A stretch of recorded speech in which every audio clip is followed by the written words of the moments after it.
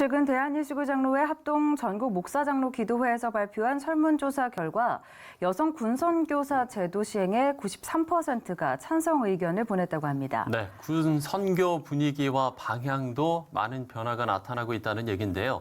현충일을 보내면서 군 선교 관련 이야기 나눠보도록 하겠습니다.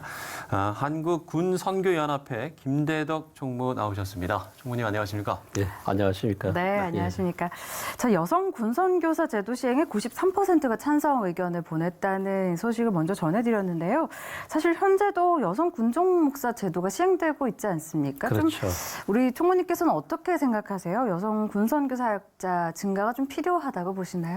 우선 군종 목사를 파송하고 있는 교단이 10개 교단 가운데 여성 목사 제도를 두고 있지 않는 교단이 두 교단이 됩니다. 특별히 이번에 이제 예장 합동총회에서 그런 설문이 나왔다는 것은 나름대로 의미가 있다라고 생각이 되어지고요. 우선 우리나라가 이제 참 군목 제도가 창설된 것은 이제 호국 보훈의 달을 이래 맞은 6월이잖아요. 6.25를 앞두고 있는데 6.25 전쟁 중일 때인 지난 1951년 2월 7일 날 국가 제도로 공식 창설이 되어졌죠. 시간이 좀 많이 갔지 않습니까? 그런 가운데 이제 실제로 여성 군종 목사가 지난 2015년도부터 처음으로 우리 군에 군목으로 들어가게 되었습니다. 그래서 지금 아마 현재 8분의 목사님들이 육군의 4분, 해군의 2분, 공군의 이제 2분에서 8분이 현재 종군하고 있죠. 그런 의미에서 이제 특별히 이번에 또 그 예장합동총회 그 설문조사가 군선교사라고 표현이 되어 있거든요. 그걸 잠깐 설명을 드린다면은 현재 우리 군인교회가 약 1000여 군인교회가 되어집니다. 통상적으로 상징적인 숫자로 천사 군인교회라고 표현을 하죠. 그 가운데 이제 현역 군종 목사님들이 약 한 260여 분들이 그렇게 사역을 하고 계시고 주로 이제 우리 장병들이 머무는 곳이 대대급 군인교회입니다. 그 대대급 군인교회에서 이제 사역을 지원하고 계시는 분들이 민간 성직자, 우리 교회 호칭으로는 군선교 교역자 또는 군선교사라고 호칭을 하고 있죠. 그래서 그와 같은 이제 군선교사 또는 군선교 교역자님들이 약 650여 분들이 대대급 군인교회에서 주일 예배 인도라든가 장병들 상담 활동이나 또는 이제 장병들 위문 활동이라든가 신우의 활동에 대한 지도라든가 이와 같은 이제 군인교회를 선교직 측면에서 또는 이제 양육적 측면에서 귀한 섬김을 다하고 있죠. 좀 본격적으로 이야기를 나눠보기 전에요. 일단 좀 달라진 군 환경 이야기도 좀 저희가 가볍게 좀 해봐야 될 것 같습니다. 제가 전역한 지 한 10년이 됐는데, 올해로 딱 10년이 됐는데, 요새 좀 많이 달라졌다고 들었어요. 실제로 좀 어떻습니까? 그렇죠. 엄청난 변화가 있었죠. 뭐 지난 6, 70년의 변화보다도 지금 변화, 최근의 변화가 뭐 우선 당장 피부에 와 닿는 것이 아마 일반 매스컴을통해서 많이 표현된 대로 지난 4월부터 핸드폰이 개인적으로 이제 휴대를 하게 되어졌죠. 물론 이제 하루 종일은 아닙니다만은 근무 시간에는 당연히 주어진 본연의 임무에 충실하게 되어지고 이제 일과가 마치는 저녁 6시에 이제 핸드폰이 개인적으로 지급이 되는 거죠. 그리고 이제 점호 때까지 이제 자율적으로 쓰는데 하루 종일 이렇게 핸드폰에 굶주려 있다가 저녁에 이제 핸드폰을 받으면은 생활간의 변화가 대화가 사라지고 오로지 핸드폰에 이렇게 집중해서 그다음 뭐 카톡을 확인을 한다든가 또 SNS를 통해 가지고 정보를 또 읽는다든가 또 내지는 이제 전화를 한다든가 이런 이제 환경의 변화가 가장 이제 변화되어지는 생활간의 하나의 이제 모습이기도 하죠. 그래서 이제 그걸로 인해 가지고 많이 이제 밖에 계시는 분들은 염려하시기도 하고 또 이제 장점도 근데 많지 않겠습니까? 그렇죠. 4월, 5월이니까 벌써 한 2달 지나갔잖아요. 아마 그것도 구조 조정이 되어지는 것 같아요. 지금 이제 한 2달 지난 모습을 또 들어보면은 약간의 그런 변화들이 있다는 것을 보게 되어지는 겁니다.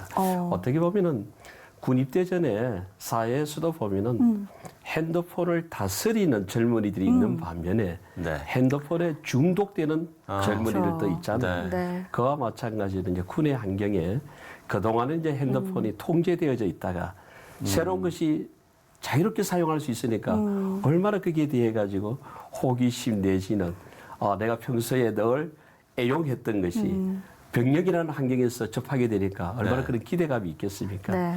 그러다 보니까 이제 이것을 또 긍정적으로 자기 발전을 위해 가지고 사용하는 이들도 있고 뭐 강의를 듣는다든가 네. 정보를 검색한다든가 또 그런 경우들도 있고 또 뭐 어떤 이제 이것이 좀 과잉이 되어져서 본의 아니게 어떤 변경의 상황들이 또 이제 부모님들에게 어떤 생활과 관련해서 근심 걱정 염려를 바로 실시간에 그와 같이 제공되어지고 이래 가지고 네. 그게 다른 이제 문제점도 있는데 제가 볼 때는 시간이 지나면은 그렇죠. 우리 다 지성인들이니까 그렇죠. 다 다스릴 수 네. 있지 않겠는가 그런 생각이 되어지고 교회적인 변화가 또 있었다면은 아마 이 네. 핸드폰의 영향으로 인해 가지고 긍정적으로는 네. 우리 모든 신우들에게 혹시 성경 공부 모임이 있다거나 신우 활동 모임이 있다거나 공지사항들이 네. 실시간에 신속하게 전달되어지는 그런 장점도 있고 네. 또 한편으로는 이제 그것에 매여 가지고 주일 예배에 이렇게 결석이 나온다든가 네. 그런 또 예배 출석이 좀 줄어들었다든가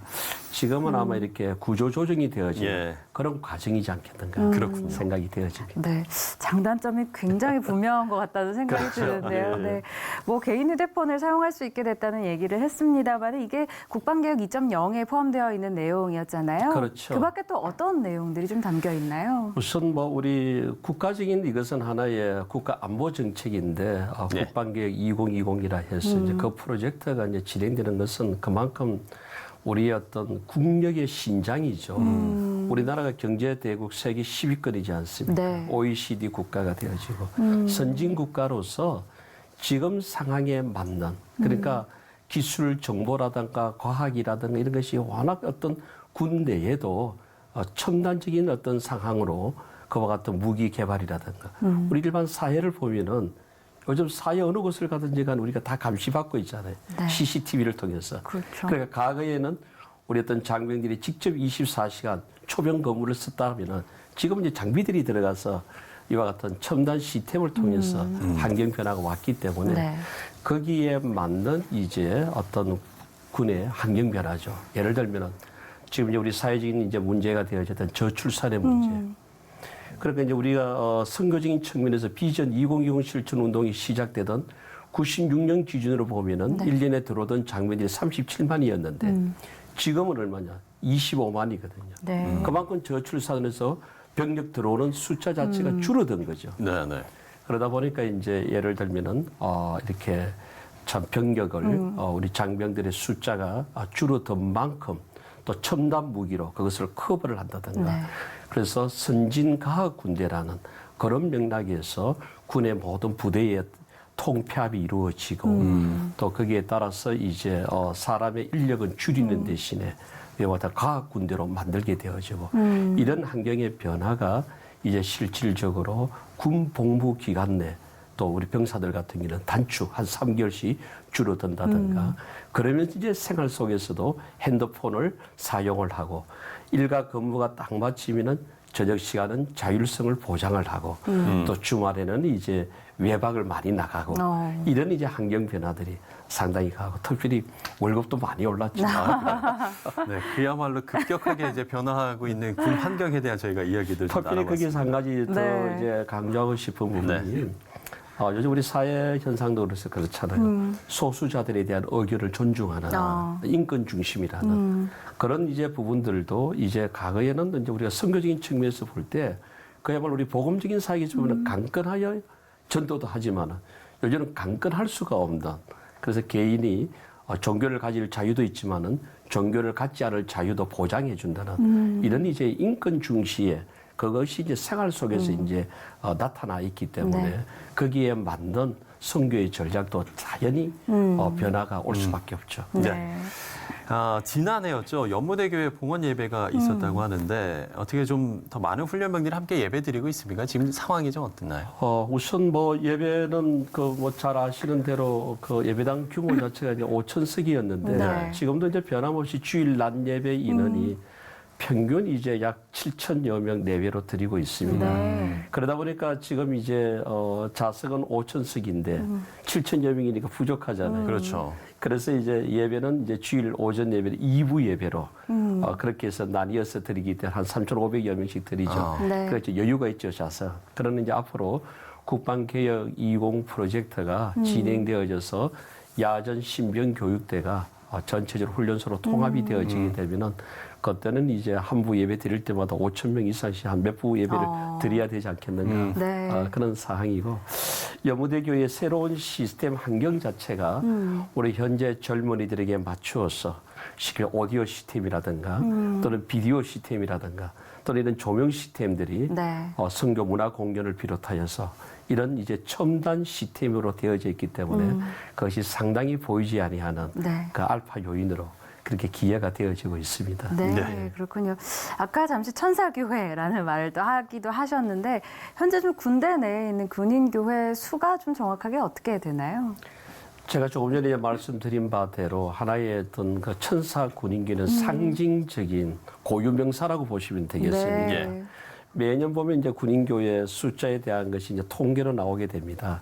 부대가 이제 새로 신설되는 경우도 있고 통합이 되는 경우도 있고 다소 이제 오차가 생길 수 있죠. 근데 공교롭게도 아마 지난 2009년도에 통계에서 천사 군인교회로 딱 나온 겁니다. 네. 그래서 이제 그때부터는 앞으로 부대가 다소 좀 변동이 있더라도 육해공 해병대 군인교회 숫자가 어떻게 됩니까 하고 물으면은 천사 군인교회 천사 그래 천사 좋잖아요. 그렇죠.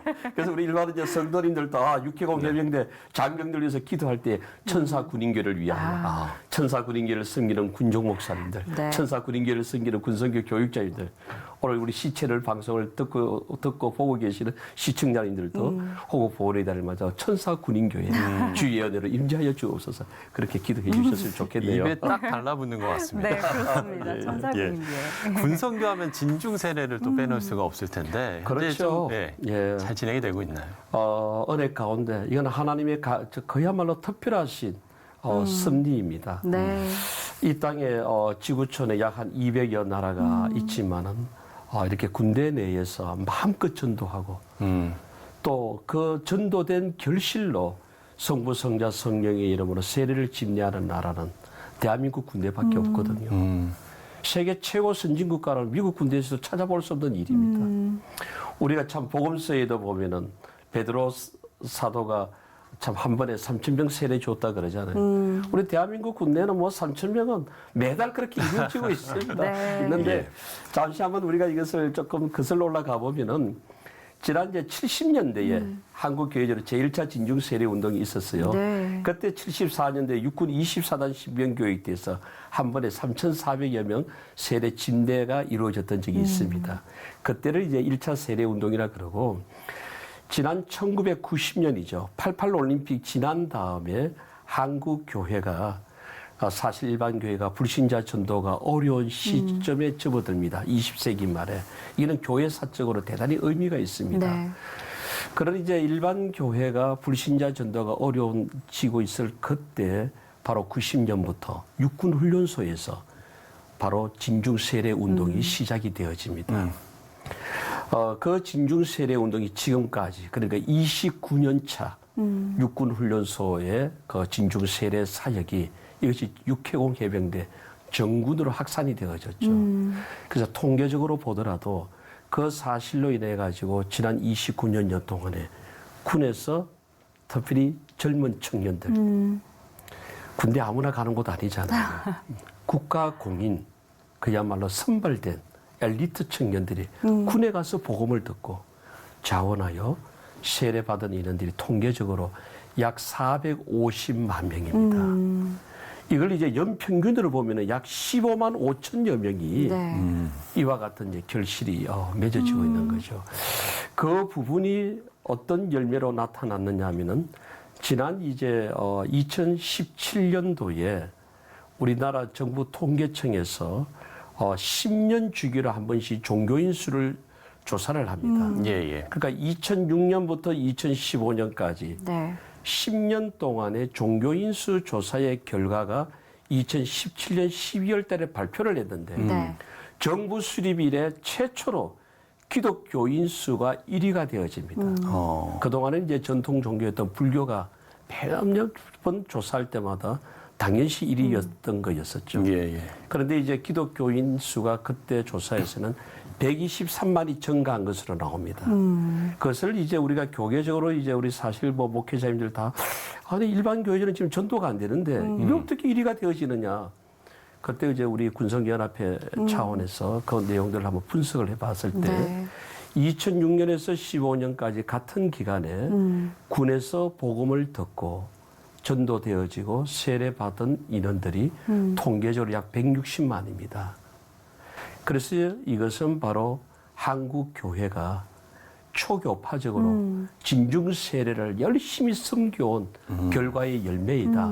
이것을 공식 입장을 발표를 했던 거죠. 네. 네. 그래서 오늘 이 진중 세례는 어떤 면에서 우리 한국 교회의 다음 세대를 일컫는 청년들을 향한 네. 마르지 않는 물된 동산이 되어서 오늘도 이렇게 호국 보훈의 달을 맞으면서 일반 교회는 여러 가지로 지금 어려움이 있지만 대학 캠퍼스나 또는 이제 우리 지역 교회에서 청년들의 전도의 한계에 부딪힌 또 주일학교가 거의 지금 절반이 문을 닫았다고 하는데 네. 네.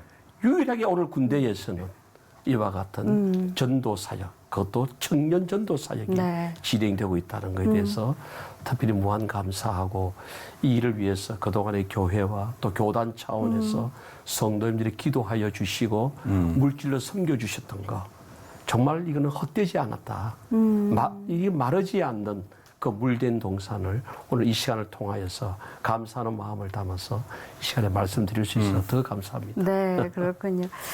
자, 그럼 올해로 군선교연합회 사역도 50년을 바라보고 계신다고 들었습니다. 그 시간만큼 뭐 방금 진중세례 이야기도 해주셨지만 한국교회 역사 속에서 군선교의 역할이 결코 적지 않았을 거라는 생각이 드는데요. 그 영향력에 대해서도 한번 말씀을 해주시죠. 그래요. 방금 뭐 영향력이라고 말씀을 네. 하셨다면은 아무리 좋은 프로젝트가 있더라도 이것을 구슬을 깨는 역할이 참 중요하잖아요. 예. 오늘 이제 우리 군선교 연합회 공식 명칭은 한국기독교 군선교 연합회가 되고 네. 약칭으로 이제 군선교 연합회라고 표현을 하고 우리가 영문 이니셜을 쓸 때는 미크라고 이제 표현을 하고 네. 있습니다. 이 기간은 이제 지난 1969년도에 육군 1군 사령관이셨던 한신 장군이 중심이 되셔서 우리 장병들에게 그때만 하더라도 북한 인민군들이 무장 그 공비들을 많이 침투시킬 때입니다. 그때 우리나라 국력이 북한보다 열세였었고 결국 오늘 이 강원도 지역을 커버하는 육군 1군 장병들에게 적과의 전투에서 어쨌든 군은 승리해야 되잖아요. 전투에서 승리를 해야 되잖아요. 이득은 없잖아요.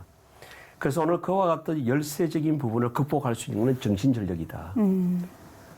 그런 맥락에서 우리 장병들이 담대해질 수 있는 것은 죽음에 대한 공포를 극복해야 된다. 사생관 확립이다. 그래서 어떤 종교를 가지도 좋다. 1인 1 종교 갖기 운동을 전개하자. 네. 그것이 확산된 것이 정군 신자화 운동입니다. 이거는 역사적으로 대단한 의미가 있는 하나의 어떤 사건이죠. 그것도 한신 장군이 기독교 신자는 아니었습니다. 그때 당시에. 네. 그것이 이제 확산이 되어질 때에 당시에 이제 우리 참 육군 군종 감으로 계셨던 한준수 목사님이 당시 우리 교계 연합 기관이 NCC 하나 있을 때입니다. 임원회에 참석해서 군에서 일어난 정군 신자화 운동이 기독교 운동으로 성화될 수 있도록 교계적으로 관심 가져주시고 기도해 주시고 이것을 뭔가 지원해 줄 수 있는 체계를 만들어주면 좋겠다. 이와 같은 요청에 의해 가지고 이제 지난 1972년도에 그때 당시의 명칭이 정군 신자화 후원회를 네. 조직하게 되어집니다. 네. 그 산파역을 하셨던 분이 바로 우리 참 한경직 목사님이셨죠. 그래서 한경직 목사님께서 초교파 연합적으로 우리가 이와 같은 기독교 운동으로 장병 전도 운동으로 발전시키자.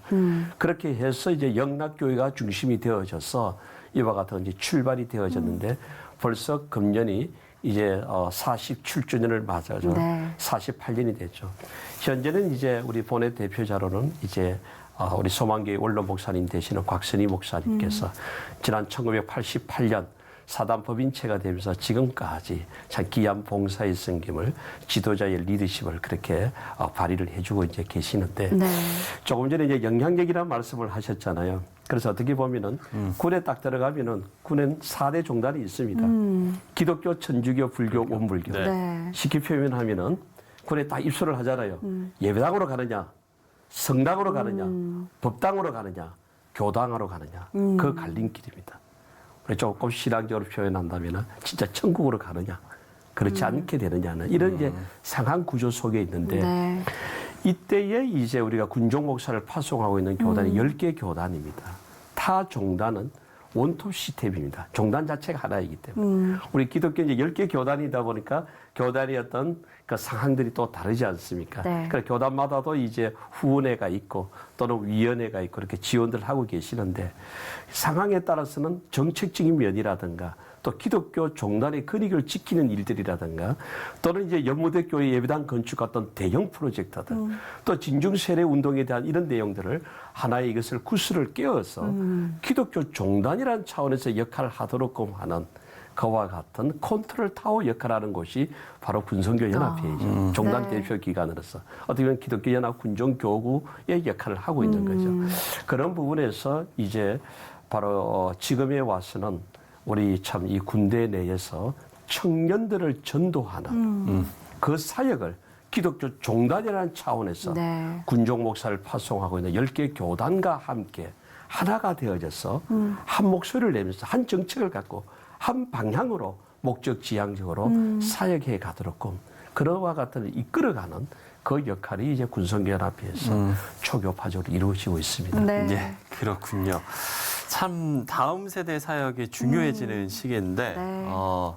참 이런 시대에 군선교의 역할이 더욱더 클 것 같습니다. 네. 모쪼록 물론 뭐 효과적인 군선교를 위한 과제도 있겠습니다만 그런 또 과제들을 위해서 잘 진행이 되도록 저희도 좀 기도하고 또 그런 분들을 위해서 좀 노력해 주시면 좋을 것 같습니다. 네. 네, 한국군선교연합회 김대덕 총무와 이야기 나눠봤습니다. 총무님 오늘 말씀 고맙습니다. 감사합니다.